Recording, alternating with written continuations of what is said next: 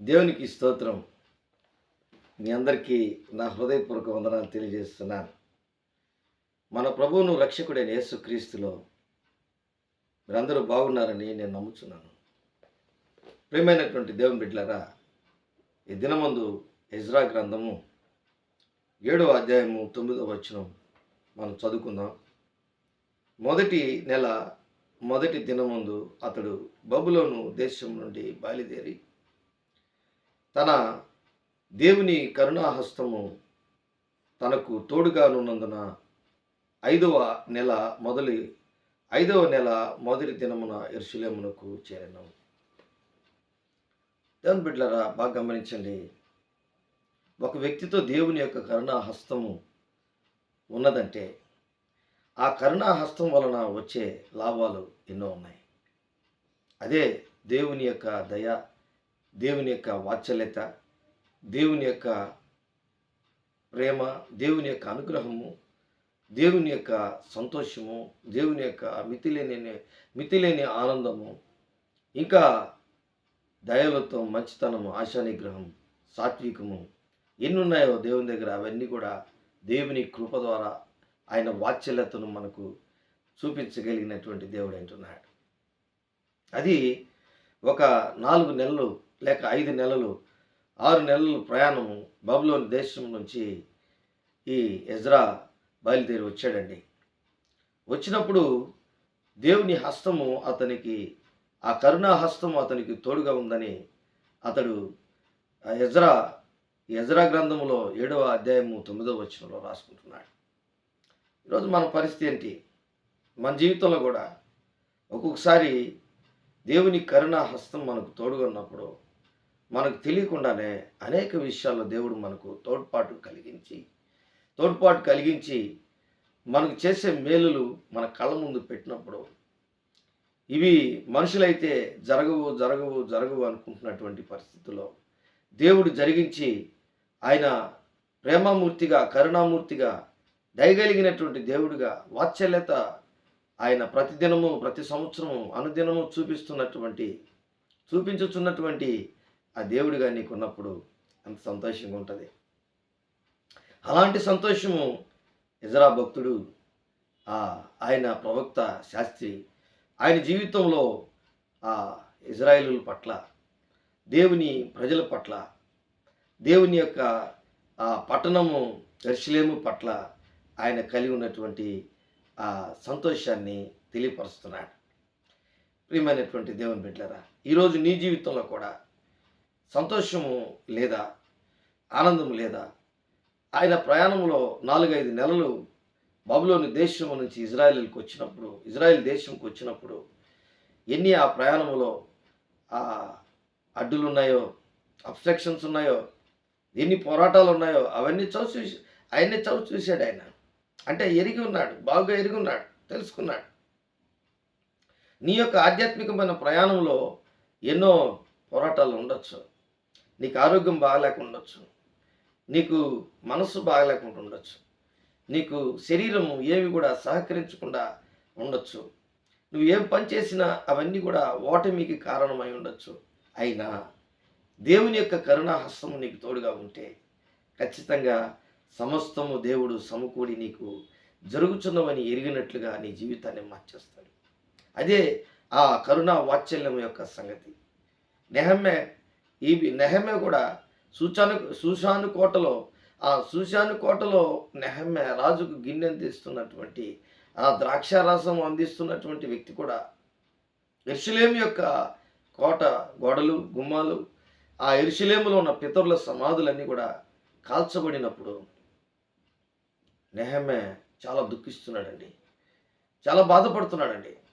అప్పుడు ఆయన దుఃఖముఖముతో ఉన్నటువంటి పరిస్థితిలో రాజు అడిగాడు, ఏమి, ఎప్పుడు బాగుంటావు కదా, ఎందుకు ఈరోజు ఇలాగ ఉన్నావు అన్నప్పుడు, రాజా, యెరూషలేము కాల్చబడింది. యెరూషలేము అన్యులు లేక అక్కడ ఉన్నటువంటి వారు కాల్చారు. ఇదిగో మా పితరుల సమాధులన్నీ కాలిపోయినాయి, మా యెరూషలేము కోటగోడలన్నీ కూల్చబడ్డాయి, గుమ్మాలన్నీ కాల్చబడ్డాయని చెప్పినప్పుడు షూషాను కోటలో ఉన్నటువంటి రాజు నెహమ్యాకి కరుణా హస్తము దేవుడు దయచేశాడు. ఆ రాజు నెహమ్యా మాట వినేటట్లుగా నెహెమ్యా అభ్యర్థన కోరికలు నెరవేర్చేటట్లుగా దేవుని కరుణాహస్తము నెహెమ్యాకి ఇచ్చాడండి. దేవుని బిడ్డలారా, ఈరోజు నువ్వు కూడా ఒకవేళ కష్టాల్లో బాధల్లో ఉన్నావేమో, ఇబ్బందుల్లో ఉన్నావేమో, ఇరుకులు కష్టాలు నిన్ను ఆవరించి నిన్ను ఎటు తోచక నీ జీవితం బాధపడుతుందేమో, ఒకవేళ నువ్వు కృంగిపోయినటువంటి స్థితిలో ఎవరు నిన్ను పట్టించుకోకుండా నిన్ను అవమానం చేస్తున్నారేమో, నిన్ను అవమానం చేయడమే కాదు, ఇంక నువ్వు లేయలేవు, ఇంకా నువ్వు చేయలేవు, ఇంక నువ్వు పరిగెత్తలేవు, ఇంకా మాట్లాడలేవు, ఇంకా ఏ పని చేయలేవు అంటున్నటువంటి పరిస్థితుల్లో నువ్వు ఉన్నావేమో, మన ప్రభువును రక్షకుడైన యేసు తండ్రి అయిన దేవుడు విలాప వాక్యములో 3వ అధ్యాయంలో 22వ వచనంలో ఒక మాట చెప్తాడు. యెహోవా నా కృపగలవాడు, యెహోవా కృపగలవాడు. చూడండి, ఈ కృప నిన్నేం చేస్తుంది? భూమికి ఆకాశం ఎంత ఉన్నతంగా ఉందో ఆయన యందు భయభక్తులు గలవారి ఎడల ఆయన కృప అంత అధికముగా ఉంటుంది. దేవుని వాక్యం సెలవిస్తుంది. భూమికి ఆకాశం ఎంత ఉన్నతంగా ఉందో ఆయన యందు భయభక్తులు గలవారి ఎడల ఆయన కృప అత్యధికంగా ఉంటుంది. ఆయన కృప వాత్సల్యత, యెహోవా కృపగలవాడు, ఆయన వాత్సల్యత ఎడతెగక నిలుచున్నది గనుక మనము నిర్మూలము కాకున్న వారము.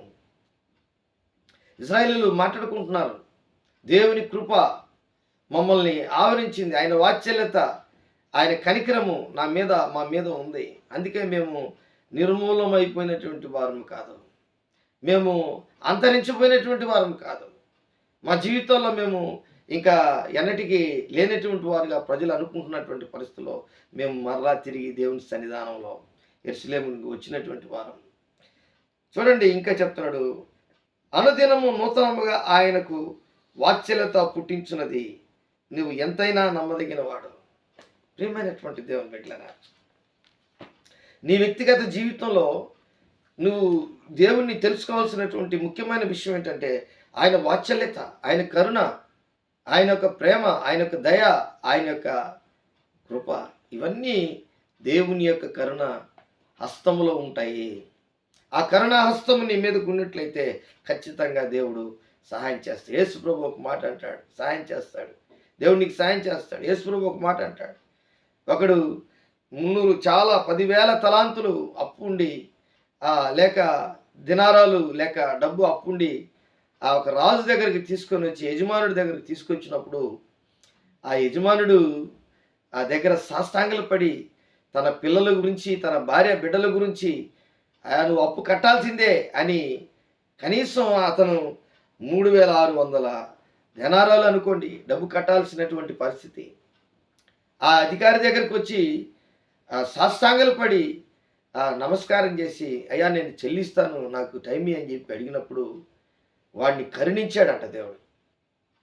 ఆ అధికారి కరుణించాడంట. ఇది యేసు ప్రభు చెప్పినటువంటి ఉపమానంలో ఒక ఉపమానం. మత్తయి సువార్త 18వ అధ్యాయము 23 నుంచి 35 వరకు మీరు చూడవచ్చు. దేవుని బిడ్డలారా, అది ఎంత ఆశ్చర్యం అంటే అతడు 3,600 దినారాలు అనుకోండి, లేకపోతే రూపాయలు అనుకోండి, డబ్బు ఆ రోజుల్లో చెల్లించాల్సినటువంటి వ్యక్తి ₹1 కూడా చెల్లించకుండా దేవుడు ఆ అధికారి అయినటువంటి వ్యక్తి కరుణ చూపించినప్పుడు అతను ఎంతో సంతోషించి తన భార్య బిడ్డలను తీసుకొని వెళ్ళాడండి. ఆ పోతూ అతనికి 100 దినారాలు అప్పు ఉన్నటువంటి వ్యక్తి కనబడినప్పుడు వాడిని మెడపట్టుకున్నాడట. మెడపట్టుకొని, నువ్వు చెల్లించాల్సిందే, నువ్వు నాకు కట్టించాల్సిందే, నా పరిస్థితి బాగలేదు, నేను ఇప్పుడే ఒక న్యాయం తీర్చబడి నేను బయటకు వచ్చాను అని చెప్పి ఎంతో రోషంగా అతను పట్టుకొని అతను అడిగినప్పుడు అతను చెప్తున్నాడు, అయ్యా నా దగ్గర ఏం లేవు, ఆ 100 దినారాలు అప్పు ఉన్నటువంటి వ్యక్తి, ఉన్నటువంటి వ్యక్తి నా దగ్గర ఏం లేదు, చెల్లిస్తాను, నాకు కొంత సమయం ఇమ్మంటే ఒప్పుకోనక అతని బంట్రోతుల దగ్గర తీసుకెళ్ళి, పోలీసు వాళ్ళ దగ్గర తీసుకెళ్ళి అతను తీసుకుపోయి అప్పగించేశాడు, చెరసాల్లో వేయించాడు. ఈ విషయం తెలిసినటువంటి ఆ అధికారులు ఆ యజమానుడి దగ్గరికి మరలా వెళ్ళి, ఇటు చేశాడయ్యా అతను అని అన్నప్పుడు, మరలా అతన్ని తీసుకుని వచ్చినప్పుడు అతను అంటున్నాడు, చూడండి 33వ వచనంలో, మత్తయి సువార్త 18వ అధ్యాయం 33వ వచనం, నేను నిన్ను కరుణించిన ప్రకారము నీవును నీ తోడి దాసుని కరుణింపవలసి ఉండేను కదా అని అతనితో చెప్పాను. అందుచేత వాని యజమానుడు కోపపడి తనకు అచ్చి ఉన్నదంతయు చెల్లించు వరకు బాధపరచు అని వానికి అప్పగించను. ప్రియమైనటువంటి దేవుని బిడ్డలారా, చూడండి, ఈరోజు మీలో ప్రతివాడును తన సహోదరిని హృదయపూర్వకముగా క్షమింపని ఎడల నా పరలోకపు తండ్రియు ఆ ప్రకారమే మీ ఎడల చేయలేను. ప్రియమైనటువంటి దేవుని బిడ్డలారా, ఈ దినమందు నీ జీవితంలో నీవు ఎంత కరుణ కలిగినటువంటి ఆ దేవుని నువ్వు పూజిస్తున్నావు. నువ్వు ప్రేమ కలిగినటువంటి దేవుణ్ణి నువ్వు నీ జీవితంలో నీవు పూజిస్తున్నావు. నీవు దేవుడిగా కలిగి ఉన్నావు. ఆయన కరుణా వాత్సల్యత కలిగినటువంటి దేవుడు. ఒకవేళ ఇలాంటి పరిస్థితులు నీకు కూడా సంభవించాయేమో, సరిచేసుకొని మనము కూడా దేవుని యొక్క సన్నిధానంలో ఆయన బిడలముగా ఉండుటకు దేవుడు ఇష్టపడుతున్నాడు. పరలోక రాజ్యం చేరినంత వరకు మన ఆధ్యాత్మికమైనటువంటి దైనందిన జీవితంలో ప్రతిదినము అనుదినము నువ్వు చేయాల్సిన పని ఆయన కరుణ కొరకు, ఆయన కరుణ వాత్సల్యత కొరకు, ఆయన కృప కొరకు మనం కనిపెట్టే వారంగా ఉండాలి. దేవుడి వాక్యాన్ని దీవించి ఆస్వాదించును గాక. ప్రేమ నమ్మకం కలిగినటువంటి నా యేసయ్య కుడి వచ్చిన బిడలను మీరు దీవించి ఆస్వాదించండి. నీ కృప చూపించండి. ఎవరైతే అనారోగ్యంతో ఉన్నారు, ఎవరైతే కష్టాల్లో, ఎవరైతే బాధల్లో ఉన్నారు, ఎవరైతే ఇబ్బందుల్లో ఉన్నారు, వారందరినీ మీరు దీవించి ఆస్వాదించమని, నైనా ఈ యొక్క వీడియో చూస్తున్నటువంటి వారి జీవితాల్లో సంతోషం, ఆనందము మీరు కలిగించమని యేసు నామములో అడిగి వేడుకుంటున్నాను తండ్రి. ఆమేన్, ఆమేన్, ఆమేన్.